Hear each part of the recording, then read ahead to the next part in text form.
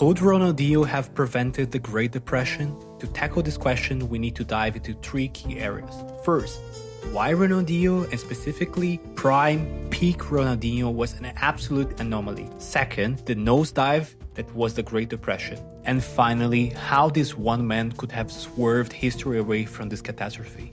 So why Ronaldinho? We're talking 2004-2006. This wasn't just a good player. This was absolutely a force of nature. And his 2005-2006 season alone, he bagged 26 goals and 21 assists. There is 47 direct goal contributions in one season. Think about that for a second. In many games, Ronaldinho was personally responsible for anywhere from 30% to 50% of his team's entire attacking output. He was literally carrying teams on his back, redefining what clutch meant. He wasn't just productive, he was creative. He pulled off 3 to 5 successful dribbles per game, often against entire defensive setup just to stop him.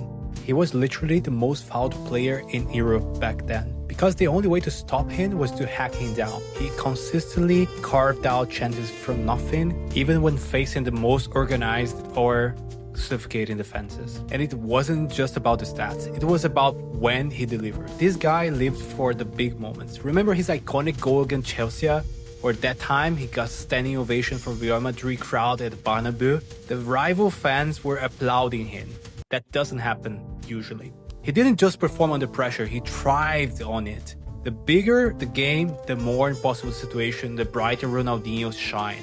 He wasn't just solving problems, he was creating solutions that no one else ever saw. So here we have some stats from Ronaldinho. Ballon d'Or in 2005, FIFA World Player of the Year 2004-2005, Champions League winner in 2006. Output, 2005-2006 season, 26 goals, 21 assists, 47 goal contributions, responsible for 30 to 50% of the attack of the team. His performance, 3 to 5 dribbles per game, and one of the most fouled players in whole Europe. From this perspective, we can understand that Ronaldinho liked to play under pressure. And speaking about pressure, we will go for the second part of our analysis, the Great Depression. Now let's pivot into the absolute chaos of the Great Depression.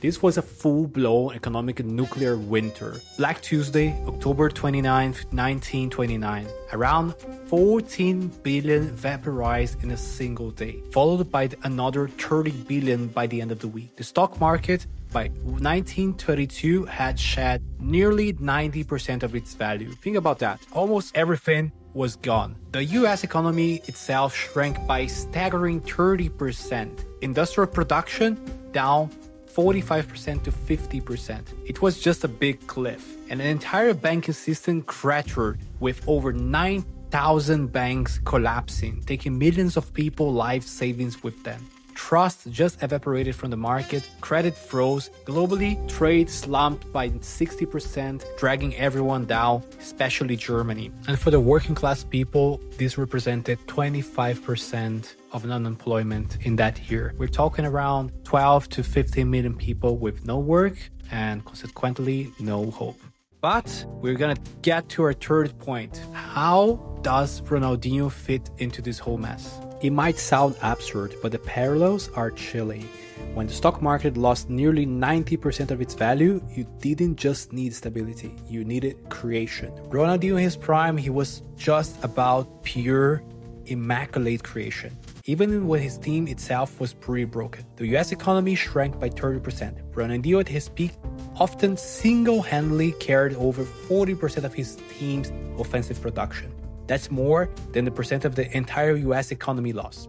When system collapsed in 1929, nobody knew how to react. Ronaldinho built his entire career on reacting fast, seeing things sooner, and executing plays that were simply impossible for anyone else. Over 9,000 banks failed due to the lack of coordination, and crucially, a lack of trust and innovation. Ronaldinho, on the other hand, faced entire defensive systems designed just to stop him, and he broke them away. He thrived in chaos, created order where there's none, and instilled a sense of belief that something magical was always possible. The entire world was under immense pressure, with unemployment hitting 25%. Ronaldinho consistently performed at his absolutely best in highest pressure environments in football. So could Ronaldinho have prevented the Great Depression? I would say absolutely. The world needed a spark, a creative genius who could operate outside of the crumbling system, rebuild trust through sheer individual brilliance, and make everyone believe that something beautiful was still possible. And that's exactly what Ronaldinho represented in 2006. Ronaldinho wasn't just a player, he was a phenomenon of innovation and resilience. When system failed, he thrived.